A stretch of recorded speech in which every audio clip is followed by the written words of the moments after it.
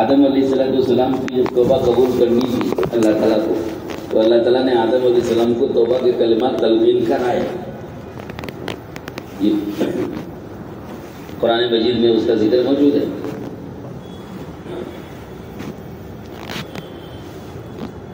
وہ تلقى آدم کیا ہے؟ تلقى آدم من ربه کلمات فتاب علیہ. تو آدم علیہ السلام نے اپنے رب سے چند کلمات کو حاصل کیا اور پھر اس کے مطابق دعا مانگی تو فتاب علیہ، اللہ نے ان کی توبہ قبول فرما لی.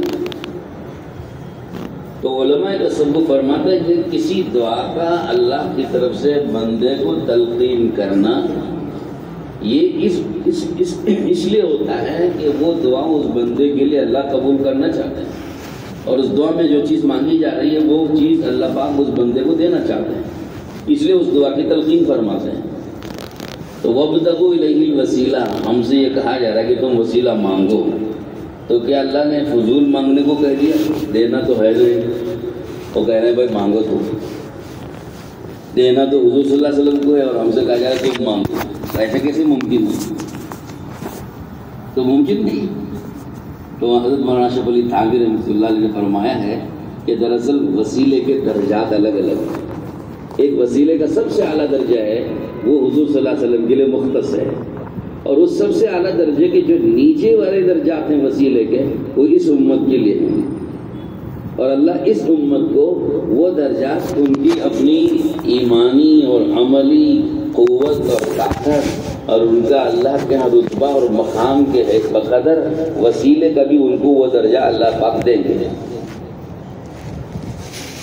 تو اب وسیلہ جنت کا سب سے اعلیٰ درجہ ہوا، تو پھر سب سے اعلیٰ درجہ وسیلہ ہو گیا، تو دوسرے درجات کیا ہیں؟ تو اس میں آپ غور کرو تو یہی بات ملے گی کہ وہ دوسرے درجات جو وسیلے کے علاوہ ہیں وہ ساری امتوں کے لیے ہیں.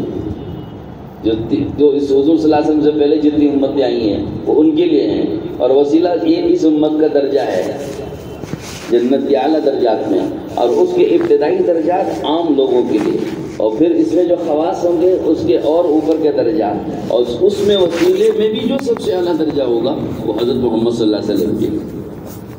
تو اس سے پتہ چل گیا کہ قیامت کے دن جنت میں بھی جو سب سے اعلیٰ درجات ہوں گے وہ اس امت کے لیے ہوں گے. تو فضیلت میں اس امت کی فضیلت میں یہ بھی ایک بات ہے، اجر بھی اس امت کا سب سے زیادہ ہے اور جنت کے درجات بھی اس امت کے لیے سب سے زیادہ. اور قیامت کے دن جب صفیں لگیں گی نا، جو صفیں لگیں گی میدان محشر میں صفیں لگتی ہیں، تو میدان محشر میں لگنے والی صفوں میں سب سے زیادہ تعداد اس امت کی ہوگی. چنانچہ حضور نے ترغیب دی جو ہم کو بہت پسند آتی ہے، تزوج الودود الودود فإنی مکاثر بکم الامم. یہ آپ نے یہ جو ترغیب دی ہے، اس ترغیب کی وجہ آپ نے خود بتا دی، کیونکہ فإنی مکاثر بکم الامم کہ قیامت کے دن میں دوسری امتوں پر اپنی امت کی زیادتی سے خوش ہوں گا. کہ مجھے اس سے خوشی ہوگی کہ میری امت دوسری امتوں سے زیادہ ہے، تو مجھے خوشی پہنچاؤ میری امت کو بڑھا کر کے. تو حضور صلی اللہ علیہ وسلم کی امت کا بڑھا ہوا ہونا دوسری امتوں سے یہ بھی ایک فضیلت کی چیز ہے. اس لیے تو حضور صلی اللہ علیہ وسلم اس پر اپنا ایک فخر ظاہر فرما رہے ہیں، خوشی ظاہر فرما رہے ہیں. تو اس امت کو اللہ نے کتنی فضیلتوں سے مالا مال کرا. اور پھر ایک فضیلت اور بھی کہ کنتم خیر امت، کہ تم سب سے بہترین امت ہو. تو سب سے بہتر امت ہونے کا لقب بھی اس امت کو ملا. تو یہ فضائل جو ہیں چند فضیلتیں ہیں جو میں آپ کو سنا رہا ہوں، ورنہ حدیثوں میں بہت سارے فضائل. اور پھر پچھلی آسمانی کتابوں میں جو تورات، زبور، انجیل وغیرہ اور دیگر صحیفے ابراہیم علیہ السلام پر اور عیسیٰ علیہ السلام، موسیٰ علیہ السلام و دیگر انبیاء پر جو صحیفے اللہ پاک نے اتارے ہیں، ان میں بھی اس امت کے بہت سارے فضائل اللہ نے بیان فرمائے، بہت ساری صفات بیان کی. میں اس میں سے ایک چھوٹی سی بات سناؤں. کعب احبار رحمۃ اللہ علیہ، کعب احبار رحمۃ اللہ علیہ اس واسطے کہتے ہیں کہ اگرچہ انہوں نے حضور کا زمانہ پایا تھا، یہودیوں کے بڑے عالم تھے، پچھلی آسمانی کتابوں کے بڑے عالم تھے، اور ایمان میں داخل ہوئے حضور کی وفات کے بعد. تو حضور صلی اللہ علیہ وسلم کی حیات میں ایمان کی حالت میں حضور کو دیکھنا نصیب نہیں ہوا، اس لیے صحابہ میں نہیں آئے، لیکن تابعین میں بعد میں ایمان میں آئے، اور بعد میں ایمان لائے تو قرآن پاک کا علم انہوں نے حاصل کیا، تو قرآن کے بھی بڑے عالم بنے. پچھلی آسمانی کتابوں کے بھی عالم تھے، قرآن پاک کے بھی بڑے عالم تھے. تو کعب احبار رحمۃ اللہ علیہ جو ہے اس امت کے فضائل جو پچھلی آسمانی کتابوں میں انہوں نے پڑھے ہیں، اس میں سے ایک فضیلت وہ بیان کرتے ہیں. وہ کیا؟ وہ فرماتے ہیں کہ اللہ رب العزت نے پچھلی آسمانی کتابوں میں اس امت کی یہ فضیلت یہ بیان کی ہے کہ اس امت میں بعض ایسے اللہ کے مقبول و مقرب بندے ہوتے ہیں کہ اگر نماز کی صفوں میں اگر وہ آگے موجود ہوں تو ان کے پیچھے سجدہ کرنے والوں کی سب کی نماز قبول ہو جاتی ہے. اس لیے کعب احبار رحمۃ اللہ علیہ کا اپنا ذاتی معمول یہ تھا کہ پچھلی صفوں میں کھڑے ہوتے تھے نماز میں، اگلی صف میں نہیں آتے تھے. کہ انہوں نے یہ فضیلت سنی تھی کہ اس امت کے بعض لوگ ایسے ہوتے ہیں کہ ان کے پیچھے سجدہ کرنے والوں کا سجدہ اور نماز قبول ہو جاتی ہے. تو وہ اس امید پر کہ پتہ نہیں اس مسجد میں اس جماعت میں کون ایسا امت کا حضور صلی اللہ علیہ وسلم کی امت کا فرد ہے کہ جس کے پیچھے میں سجدہ کروں تو میری نماز قبول ہو جائے. تو اس کے لیے وہ پچھلی صفوں میں کھڑے ہوتے تھے. تو دیکھیے یہ ایک فضیلت ہے.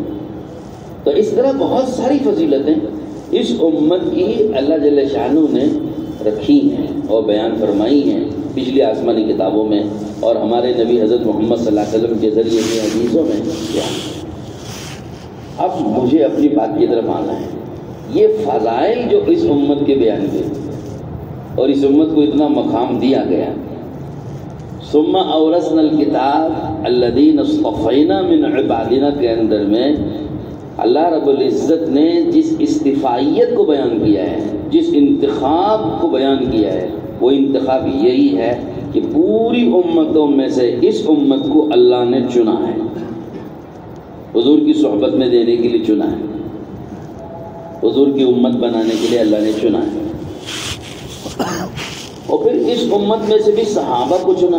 مستقل حضرت عبداللہ بن مسعود کی روایت میں تفصیلات موجود ہیں کہ اولئک اصحاب محمد اختارهم اللہ لصحبت نبیہ. تو اس حدیث میں حضرت عبداللہ بن مسعود نے یہ بتایا ہے کہ اللہ نے حضور کی صحبت میں بھی دینے کے لیے اس امت میں سے بھی افراد کو منتخب کیا ہے. ایک تو اس امت کو منتخب کیا پوری امتوں میں سے، پھر اس امت میں سے بھی افراد کو منتخب کر کے حضور کی صحبت میں دیا ہے.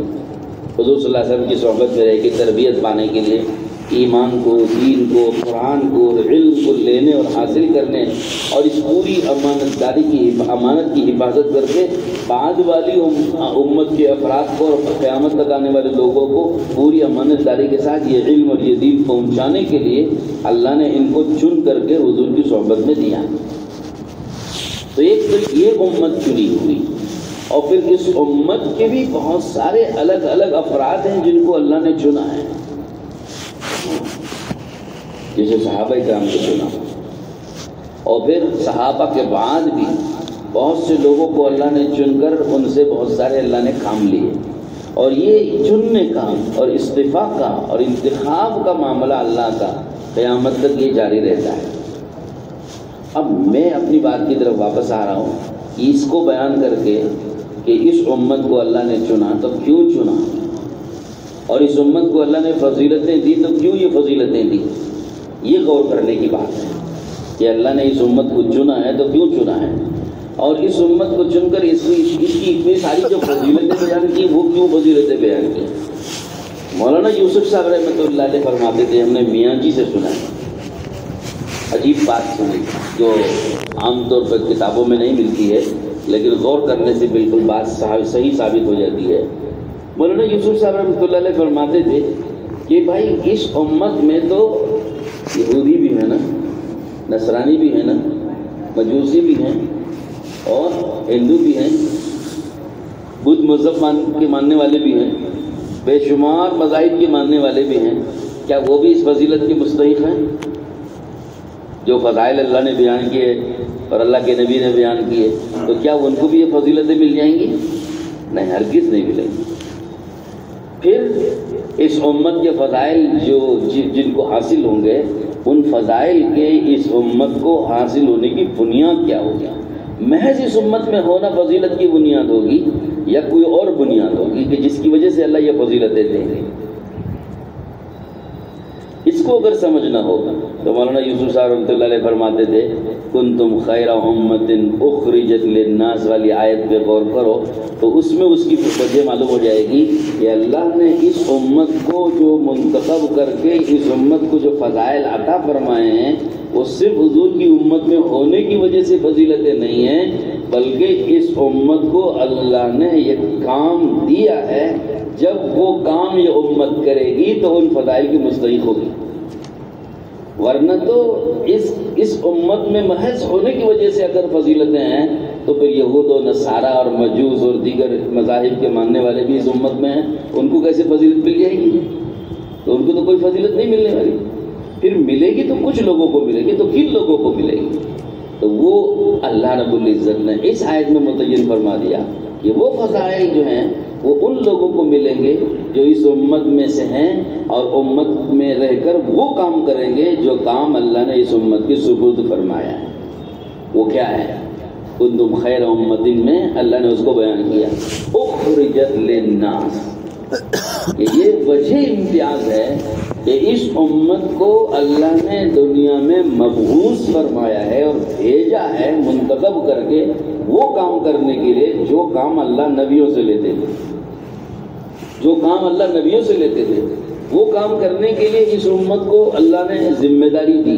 تو جب یہ امت وہ کام کرے گی جو اس کا وجہ امتیاز ہے تو پھر اس کو وہ امتیازات اور وہ تمغے، وہ فضائل، وہ اجر و ثواب، وہ بڑھوتری، وہ برتری، وہ درجات کی بلندی، اس کا استحقاق اس امت کو ہوگا۔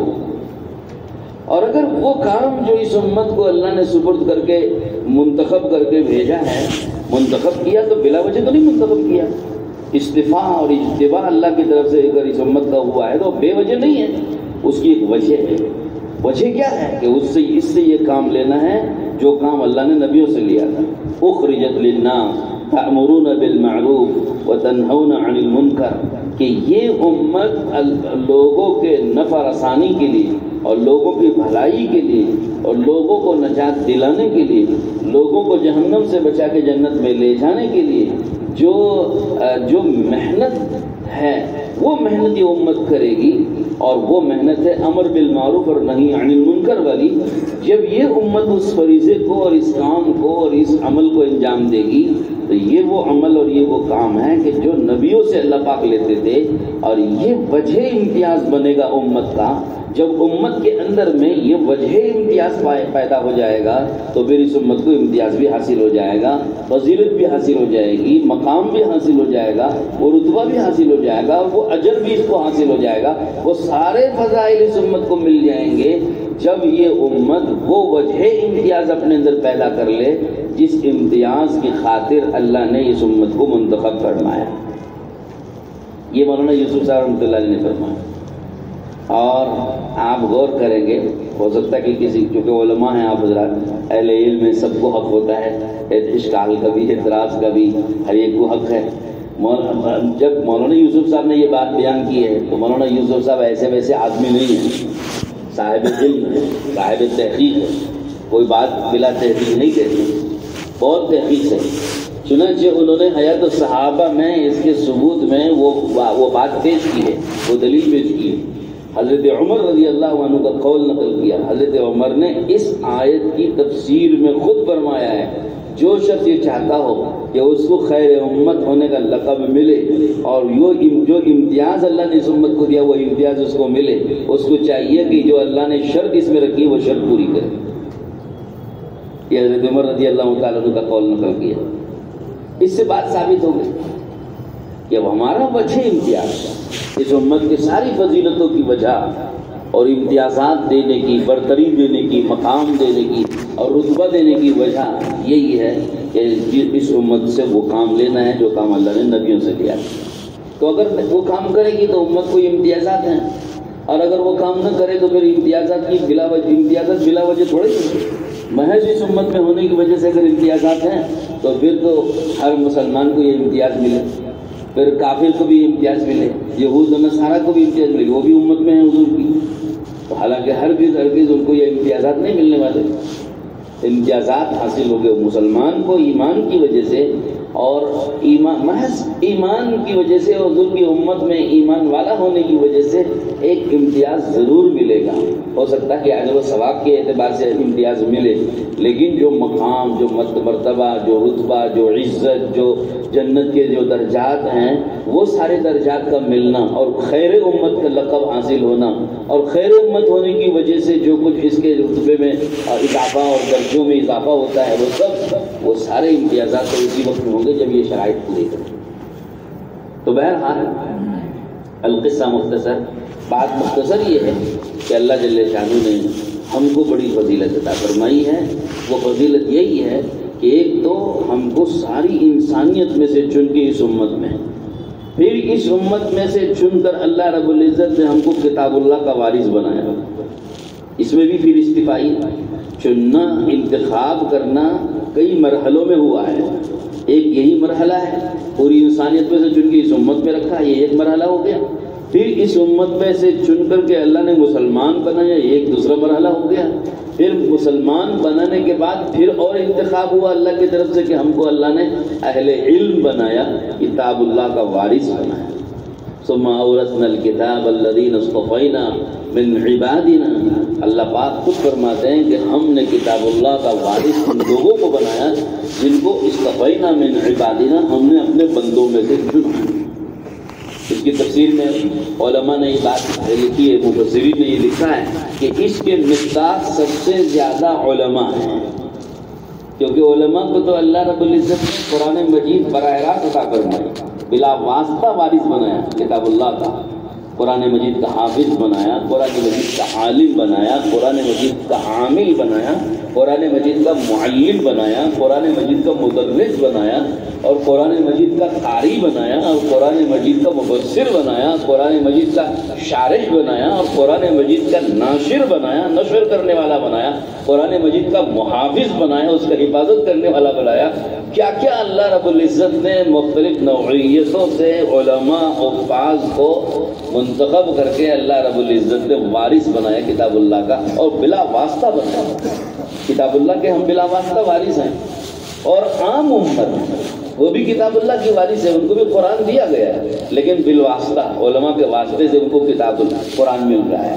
کیونکہ وہ براہ راست قرآن مجید کے نہ وہ حافظ ہے، نہ عالم ہے، نہ قرآن مجید کے وہ قرآن مجید کے ساتھ جو نسبتیں علماء کو اہل علم کو حاصل ہیں وہ نسبتیں عوام کو حاصل نہیں ہیں.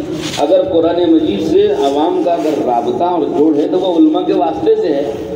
تو حضرات مفسرین نے لکھا ہے کہ عام امت بھی کتاب اللہ کی وارث ہے لیکن بالواسطہ، لیکن اہل علم یہ کتاب اللہ کے وارث ہیں بلا واسطہ.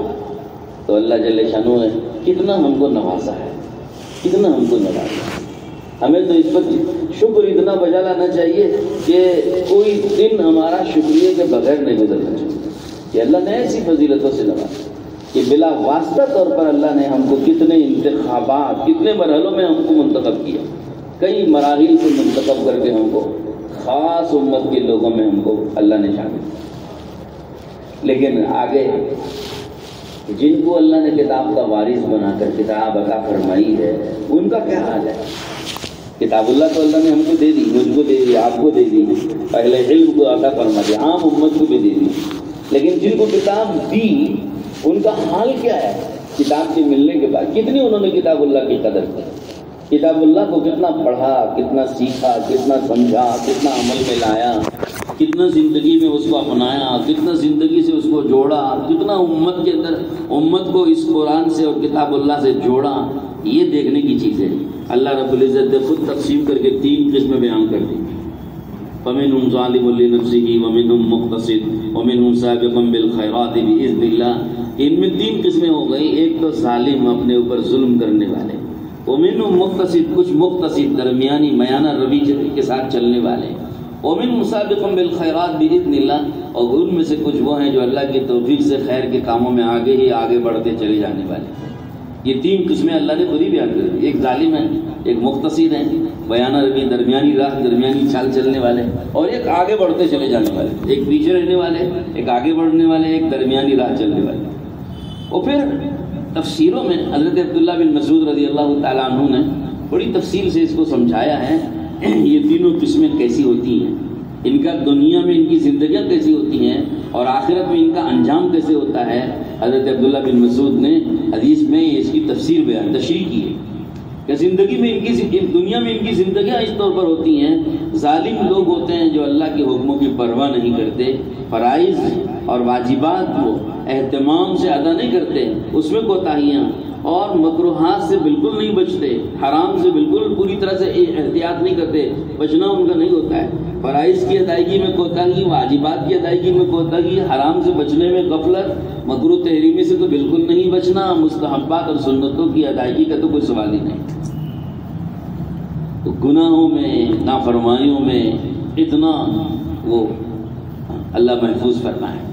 اور سابق بالخیرات باذن اللہ کے بارے میں فرمایا کہ یہ وہ لوگ ہیں جو عملی زندگی میں، اپنی عملی زندگی میں عمل کرنے کے جو جتنے کام ہیں، اپنے عمل میں لانے کے جتنے کام ہیں، فرائض ہیں، اوامر ہیں، مامورات ہیں، اس کے متعلق اتنے پابند ہیں زبردست طریقے سے کہ فرائض بالکل ترک نہیں کرتے، فرائض کی پابندی، واجبات کی پابندی، سنتوں کی پابندی، مستحبات کی پابندی، حتیٰ کہ اولا اور غیر اولا میں سے اولا اور افضل کو اختیار کرتے ہیں، غیر اولا کے مقابلے میں، غیر افضل کے مقابلے میں اتنی پابندی ہے کرنے کے کاموں میں، اور ترک منہیات اور کیا کہتے ہیں منکرات کے بارے میں بچنے کے سلسلے میں حرام سے تو بالکلیہ بچتے ہیں، مکروہ تحریمی سے بھی بچتے ہیں، تنزیہی سے بھی بچتے ہیں، اور مباح کام جو جائز ہیں اپنی جگہ لیکن اولا اور افضل نہیں ہیں بلکہ غیر اولا ہیں، ان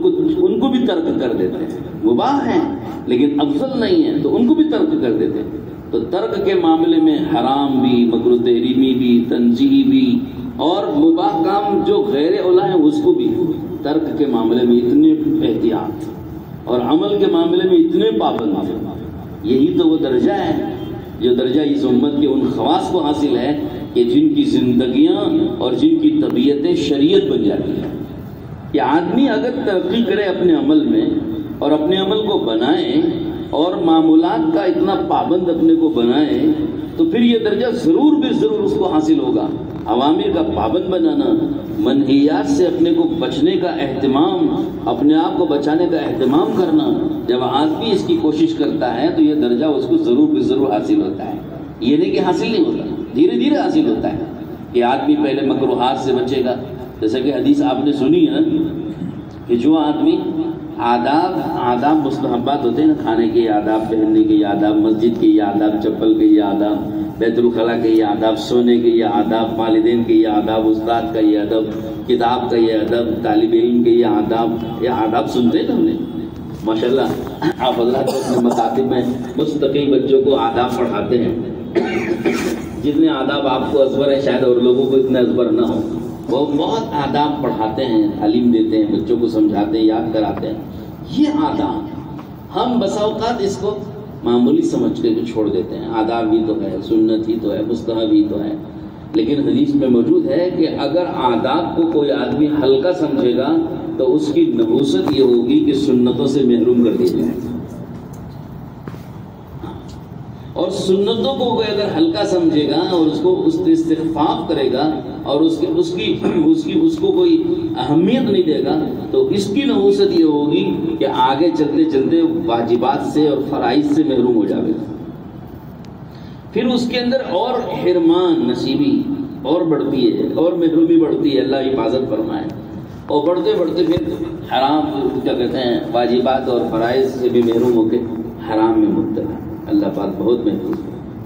اس لیے ہمارے بزرگوں اور اسلاف کی جو دور رس نگاہیں ہیں نا، ہمیں کبھی اس کو نظر انداز نہیں کرنا چاہیے، اپنے بزرگوں کی، اپنے بڑوں کی، اسلاف کی بہت دور رس نگاہیں، دور تک دیکھنے والی نگاہیں، کہ وہ دور تک دیکھتے ہیں کہ انہوں نے کیا دیکھا، کہ اس کو دیکھا حرام میں مبتلا کر دینے والا یہ ہے کیا آداب کو چھوڑنا، کہ آج آداب چھوڑ کر پٹری سے آدمی یہاں اترے گا اور اترتے اترتے وہاں تک پہنچے گا، تو ان کی نگاہوں نے ادب کو چھوڑنے کی حالت میں ان کی نگاہ وہاں تک پہنچ گئی کہ یہ آج ادب چھوڑ رہا ہو کل وہاں پہنچ جائے گا۔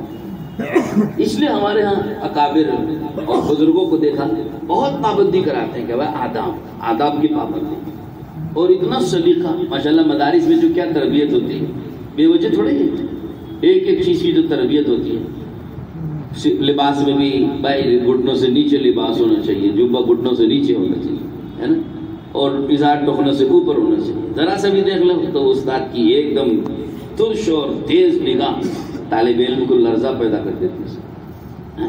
اب دوسرے دیکھنے والے ارے بھائی اتنا زیادہ شدت کرنے کی کیا ضرورت ہے، اتنی زیادہ سختی کی کیا ضرورت ہے۔ حضرت شاہ ابرار بخش صاحب رحمۃ اللہ علیہ کے متعلق جو ہے کسی نے شکایت کی، حضرت مفتی محمود الحسن گنگوئی رحمۃ اللہ علیہ کی مجلس میں کسی نے شکایت کی کہ حضرت یہ مولانا ابرار الحق صاحب معمولی چھوٹی چھوٹی سنتوں کے بارے میں بڑی جو ہے بڑا تشدد برتتے ہیں، بڑا تشدد اختیار کرتے ہیں، اذان، نماز، وضو، اقامت اور مسجد کی آداب، اس چھوٹی چھوٹی سنتوں کے بارے میں بہت تشدد کرتے ہیں، بہت سختی، بیجا سختی اور بیجا تشدد۔ حضرت مفتی صاحب رحمۃ اللہ علیہ نے سمجھ لیا، وہ جانتے تھے نا چونکہ فقیہ ہیں، فقیہ الامت، اور پھر پتہ نہیں کتنے مریضوں کو انہوں نے دیکھا ہے، کتنے بیماروں کو، کتنے حالات کو دیکھے، کتنے فتنے دیکھے، اور کتنے امت کے بگاڑ کو انہوں نے دیکھا ہے۔ حضرت نے بہت سادے سے جواب میں سارے مسئلے کا حل کر دیا۔ حضرت نے فرمایا یہ تشدد نہیں ہے، تسلب ہے، یہ تشدد نہیں ہے بلکہ تسلب ہے۔ تسلب سلب سے، سلب پیٹ کی ہڈی کو کہتے ہیں، سلب پیٹ کو۔ تسلب کا معنی ہے کسی چیز کو سختی سے اور اہتمام سے تھامے رہنا۔ اور حدیث کی کتابوں میں مولانا حدیث پڑھاتے ہیں، اور بھی حضرات حدیث تو پڑھاتے ہوں گے، نہیں پڑھاتے ہیں تو کم سے کم پڑھے تو ضرور ہوں گے۔ باب الاعتصام بالکتاب والسنہ، حدیث کی کتابوں میں ایک باب آتا ہے، باب الاعتصام بالکتاب والسنہ۔ اعتصام بالکتاب والسنہ کا کیا معنی ہے؟ کتاب و سنت کو مضبوطی سے تھامے رہنا۔ یہ ہمارے اکابر کا امتیاز رہا، ہمارے اسلاف اور اکابر کا، کہ وہ چھوٹی چھوٹی سنتیں اور ایک ایک ادب کا اتنا سختی سے اس کا اہتمام کرانا، اس دور رس نگاہ کی وجہ سے ہے کہ وہ جانتے ہیں کہ آج اس ادب کے بارے میں اگر ہم سستی برتیں گے اور اس میں اگر ہم کاہلی برتیں گے، استخفاف برتیں گے، تو یہ گاڑی پٹری سے یہاں اترے گی اور پہنچے گی وہاں، ارتداد تک پہنچے۔ یہ ہمارے اکابر کی دور رس نگاہ ہے۔ تبلیغ اور دعوت کی محنت میں آپ دیکھتے ہوں گے کہ جماعتوں میں چلتے ہیں نا، تو ساتھیوں کو آداب سکھاتے ہیں، اتنا اس کو پابند کر کے وہ آداب سکھایا جاتا ہے، اور ایسا اس کا التزام، دیکھنے والا کہے گا کہ بھائی اس مستحبات اور آداب کو لیے بیٹھے ہوئے ہیں، اس پر اتنی سختی کر رہے ہیں، لوگ مرتد ہو رہے ہیں۔ تم یہاں مستحب کو لیے بیٹھے ہو، وہاں لوگ مرتد ہو رہے ہیں۔ تو بتاؤ بھائی وہ مرتد اسی لیے تو ہو رہا ہے کہ یہاں سے چھوڑا ہے ہم نے اس کو، رسی تو ڈھیلی ہم نے یہاں چھوڑی، اسی لیے تو وہاں تک پہنچے۔ اگر یہاں ہم رسی ڈھیلی نہ چھوڑتے تو وہاں تک امت تھوڑے ہی جاتی۔ یہ ہمارے اکابر کی دور رسی کا ہے۔ اور آپ دیکھ لیں دنیا میں، ملکوں میں آپ جا کے دیکھ لیں، عرب ملکوں میں، افریقی ملکوں، یورپی ملکوں میں، یورپی ملکوں کی تو خیر تذکرے کی ضرورت ہی نہیں، عرب ملکوں میں آپ جا کے دیکھ لیجئے ان عرب ملکوں کے حالات کیا ہیں۔ ان کے یہاں یہ سب چیزیں تو بھائی کون سی کتاب سے ثابت ہے؟ قرآن کی کس آیت سے ثابت ہے؟ کون سی حدیث سے ثابت ہے؟ صحیح حدیث سے نہیں ثابت ہے، صحیح حدیث سے ثابت ہونا چاہیے، صحیح سے ہونا چاہیے، بخاری شریف سے ثابت ہونا چاہیے۔ اب انہوں نے اس کو تو پورا سکیڑتے لا کے صحیح کتاب سے ثابت ہو اور بخاری شریف سے، حدیث کی بخاری شریف سے ثابت ہو تو پھر اس کو کچھ اہمیت دیتے ہیں، ورنہ اگر بخاری کے علاوہ حدیث سے بھی کسی بھی حدیث سے ثابت ہو جائے تو اس کو خاص ہی نہیں ڈالتے ہیں، کوئی اہمیت نہیں دیتے۔ اس کی وجہ سے کیا ہوا ہے، آج وہاں جا کے دیکھ لیں دین پھسپھسا ہے، پھسپھسا۔ آج ان کو شرک زندہ کرنے کو کہو تو شرک بھی آسانی سے زندہ، بت پرستی کہنے کو زندہ کرنے کو کہو تو بت پرستی کے اڈے بھی، جوئے کے اڈے بھی کھول رہے ہیں آسانی کے ساتھ، اور افتتاح بھی کر رہے ہیں، اور لہو و لعب کے اڈے بھی، ان کے لیے کوئی اہمیت۔ اب یہ جمہوریت ہے، دنیا میں سب کو آزادی کی کا جو ہے موقع دینا چاہیے، اپنی اپنی رائے، اپنے اپنے مذہب پہ چلنے کا موقع دینا، یہ سب پیدا ہوتا ہے یہاں سے۔ اور ہمارے یہاں دیکھ لو، ایک چھوٹی سی سنت کا سودا کرنے کو ہمارے علماء تیار نہیں ہیں، لڑنے کو تیار ہیں، مارنے مرنے کو تیار ہو جاتے ہیں۔ آپ ہمارے ملک کے حالات دیکھیے، ہمارے یہ بر صغیر میں ہمارے اکابر ہیں، ہمارے علماء ایک چھوٹی بات پہ اتنی سختی سے سب بحثی۔ معانقہ کرنے کی سنت، معانقہ کرنے کا طریقہ کیا ہے، اس پر بحث علماء۔ کوئی کہتا بھائی دانا مونڈا، دانا جو ہے وہ دہنی گردن سے لگنی چاہیے، یہ معانقہ کرنے کا سنت طریقہ ہے۔ دوسروں نے دلائل سے ثابت کر دیا کہ نہیں صاحب سینے سے سینہ لگنا چاہیے، لہذا بائیں گردن سے لگے، سینے سے سینہ لگنا، یہ سنت طریقہ ہے۔ اس پر مستقل کتابیں ہیں، وہ اپنے دلائل، یہ اپنے دلائل۔ تو ہمارے ان علماء کو اس میں تو ایک تو خیر کی بھی صورتیں ہیں، بہت ساری خیر کے پہلو آئے جاتے ہیں اس میں، اور یہ صرف اس وجہ سے ہیں کہ ہمارے ہاں ایک ادب اور ایک مستحب کو اور ایک سنت کو پورے اہتمام سے اس کا التزام کیا جاتا ہے، پابندی سے عمل میں لاتے ہیں اور پابندی سے عمل کراتے ہیں، اس کا ہرگز سودا کرنے کو تیار نہیں۔ ایک مستحب اور ایک سنت بھی کوئی چھوڑ دے تو اس کے پیچھے پڑ جائیں گے، اور جب تک اس کو اس پہ واپس نہ لا لیں چھوڑیں گے نہیں اس کا پیچھا کر کے۔ تو یہ ہمارے علماء نے، ہمارے اسلاف نے ہم کو ایک سبق دیا، ایک طریقہ زندگی دیا ہے، اسی کی یہ برکت ہے کہ آپ دین میں اتنی سختی سے عمل کرنا اور دین میں اتنا مضبوطی سے چلنا۔ ہمارے ملکوں میں جو آپ دیکھ رہے ہیں، دنیا کے کسی ملک میں آپ نہیں دیکھ سکتے، اتنی پابندی اور اتنی قوت کے ساتھ، اتنی مضبوطی کے ساتھ دین اور دین کے ایک عمل پہ سختی سے اس کو تھامے رہنا۔ اب اس میں ڈھیل آ رہا ہے، اس میں ڈھیل پیدا ہو رہی ہے اور اس میں جھول آ رہا ہے، اور دھیرے دھیرے اس میں جو ہے ہم بے توجہی برت رہے ہیں، جس کی وجہ سے آج بڑی چیزیں ہمارے ہاتھوں سے چھوٹتی جا رہی ہیں۔ اس کے اب بیان کرنے کا موقع نہیں، لیکن میں تو اشارہ دے رہا ہوں کہ ہمیں سمجھنے کی ضرورت ہے کہ امت کے حالات جو بدل رہے ہیں اور امت میں جو ارتداد آ رہا ہے کہ اس ارتداد کی وجوہات کیا ہیں، وہ کہاں سے آ رہا ہے ارتداد؟ ذہنی ارتداد ہے، فکری ارتداد ہے، عملی ارتداد ہے، عقیدوں کا ارتداد ہے، اور فکروں کا ارتداد ہے، نظریات کا ارتداد، نظریات کا اختلاف ہے، نظریات کا ارتداد ہے۔ ہم ایک نظریے کے متعلق بھی یہ نہیں جانتے کہ یہ نظریہ آدمی کو کتنا گمراہ کرے گا، ہم کو اس کا علم تک نہیں آج۔ صحابہ کے بارے میں کیا نظریات اور کیا عقیدے، انبیاء کے بارے میں کیا نظریات اور عقیدے، اولیاء کے بارے میں کیا نظریات اور عقیدے، علماء کے بارے میں، مدارس کے بارے میں کیا نظریہ رکھنا چاہیے۔ مدارس کی موجودہ صورتحال، اب ایک نظریہ یہ بنتا جا رہا ہے، مدارس کی موجودہ صورتحال، موجودہ طریقہ مدارس کا سنت سے ہٹا ہوا ہے۔ بتائیں آپ کو یہ ایک بات چل رہی ہے، ابھی یہ چلائی جا رہی ہے، تعلیم کا موجودہ نظام سنت سے ہٹا ہوا ہے۔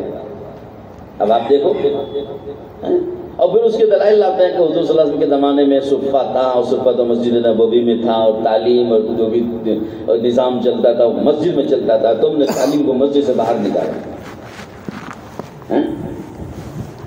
اس پر مستقل کتابیں ہیں، اور یہ ایک نظریہ بن گیا ہے، اور یہ بے وجہ نہیں ہے، یہ چھیڑ چھاڑ بے وجہ نہیں ہے، اس کے پیچھے ایک بہت بڑی سازش ہے۔ میں مختصراً یہ کہوں کہ ہمارے مدارس کے موجودہ نظام کو کھوکھلا کرنے کے لیے، اور مدارس کے موجودہ نظام کو ختم کرنے کے لیے، اور مدارس کے موجودہ نظام کی عظمت لوگوں کے دلوں سے مٹانے کے لیے یہ ایک خفیہ سازش ہے۔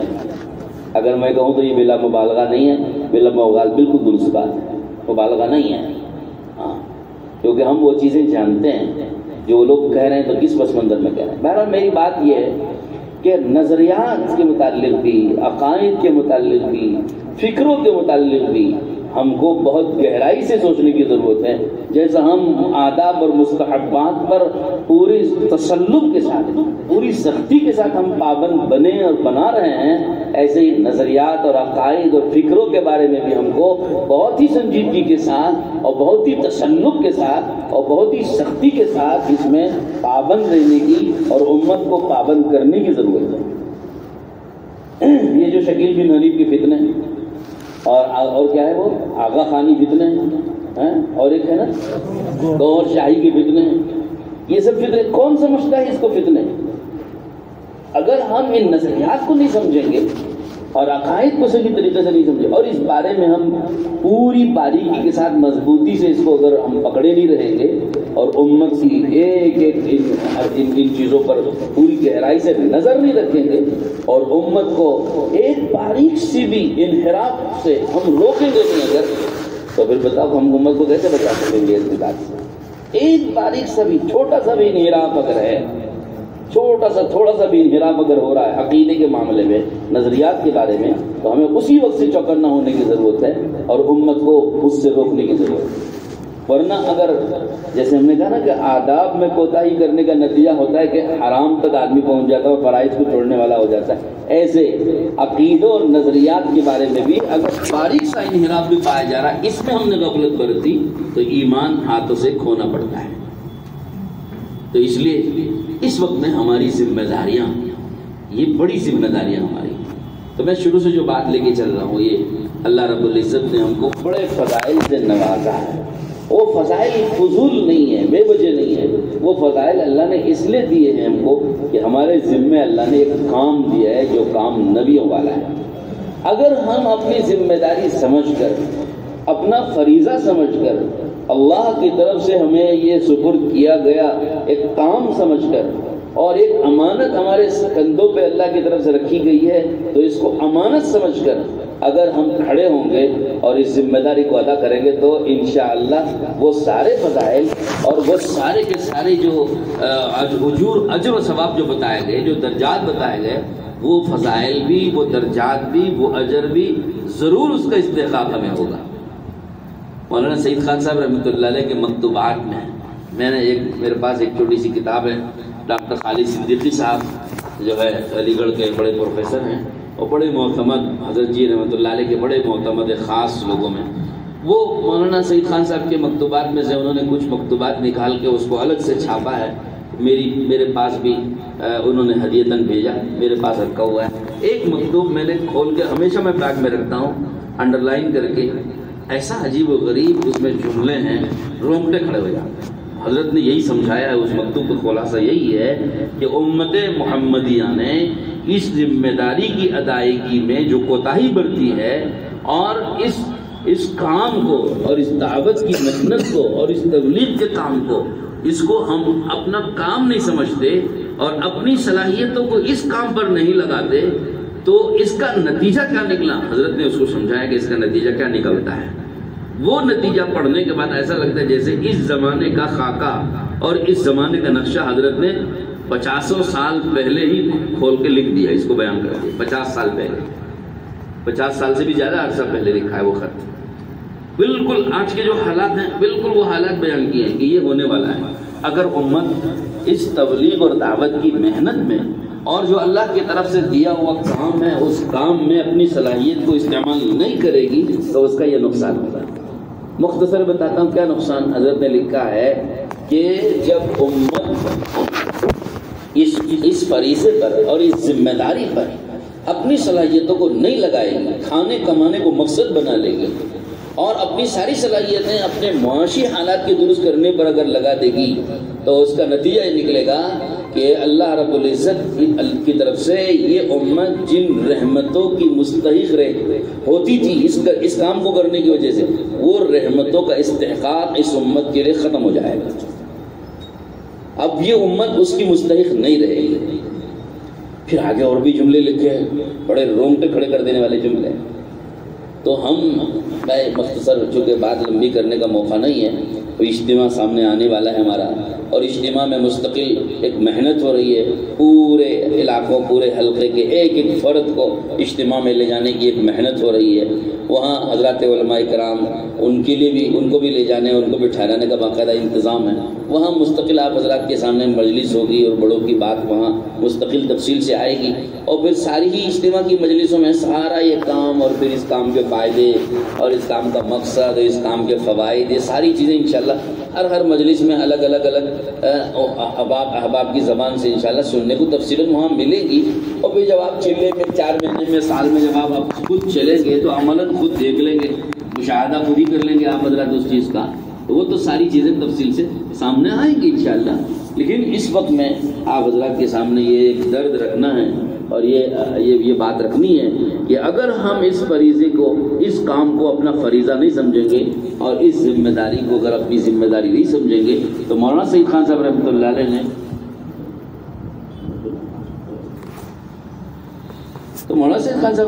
جو بات لکھی ہے وہ بات ہمیں پھر دیکھنی پڑے گی کہ جن رحمتوں کی مستحق یہ امت ہے وہ رحمتوں کی مستحق نہیں رہے گی، اور پھر اس کے بعد پھر فرمایا ہے حضرت نے کہ اس امت کا جو وزن ہونا چاہیے انسانوں پر وہ وزن نہیں رہے گا، اور پھر اللہ پاک اپنی مدد کا ہاتھ کھینچ لیں گے اور پھر اس امت کے ساتھ باطل کھیلے گا اور اس کو آپس میں لڑوائے گا، خاندان سے لڑے گا، ایک جماعت سے لڑے گی، جمعیت سے لڑے گی، ایک ملک سے لڑے گا، ایسے لڑائیاں، اور پھر باطل اس کا تماشا دیکھتا رہے گا اور اس کو رکوانے کے لیے اچھا پھر حضرت نے فرمایا کہ اس کے بعد باطل اس کو اپنا آسانی سے لقمہ بنا لے گا اور باطل اپنا سارا مقصد انہی سے پورا کرائے گا، اپنی سارا کام انہی سے پورا کرائے گا، اور پھر اللہ کی مدد نہیں رہے گی اور نہ رہنے کی وجہ سے اس امت کے حالات درست نہیں ہوں گے۔ پھر حضرت نے یہی فرمایا ہے کہ پوری امت کے حالات کے درست ہونے کا ایک واحد ذریعہ ہے کہ اللہ نے جو کام اس امت کے ذمے دیا تھا اس کام کو دوبارہ یہ امت کرنے لگے۔ مولانا یوسف صاحب رحمۃ اللہ علیہ کی جو بات میں نے درمیان میں کہی تھی وہ ادھوری رہ گئی۔ مولانا یوسف صاحب فرماتے ہیں کہ اس امت کے فضائل اس فریضے کی وجہ سے، اس ذمہ داری کی وجہ سے، اس ذمہ داری کو چھوڑنے کی وجہ سے امت نے اپنا مقام گرایا ہے۔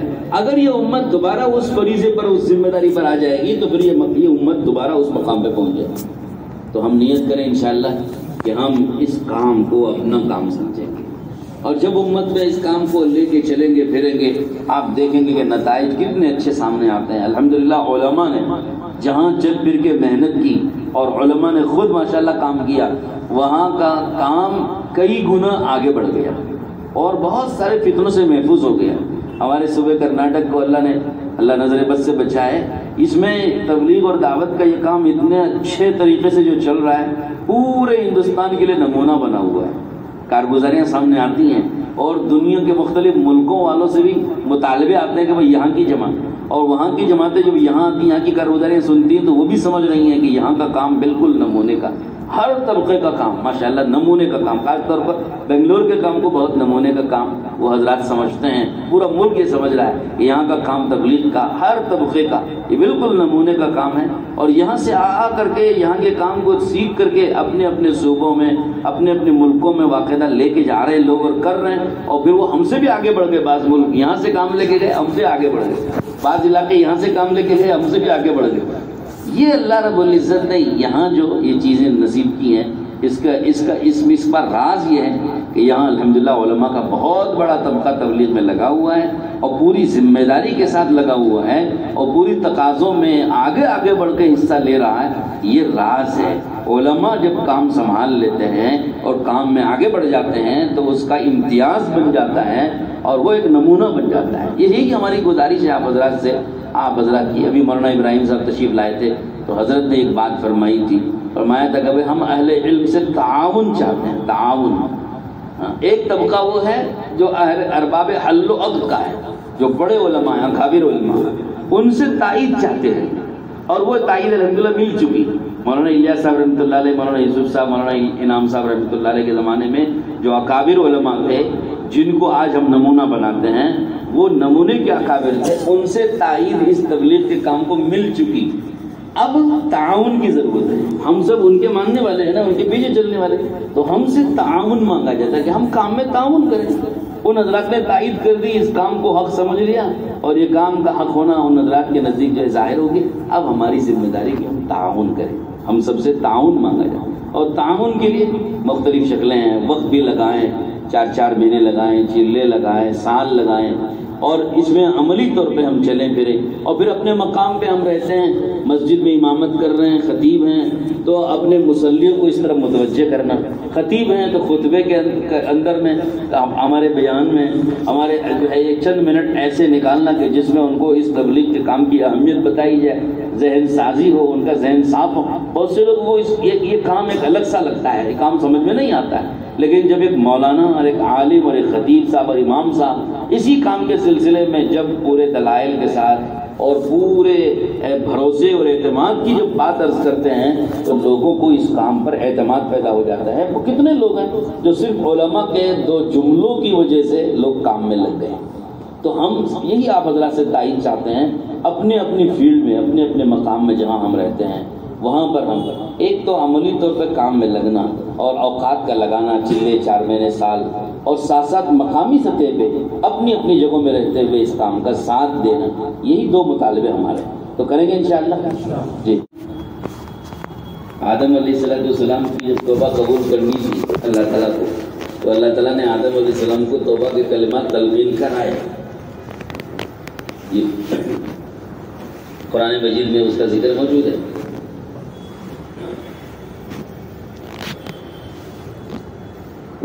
استلقى آدم کیا ہے تلقى آدم من ربه کلمات فتاب علیہ.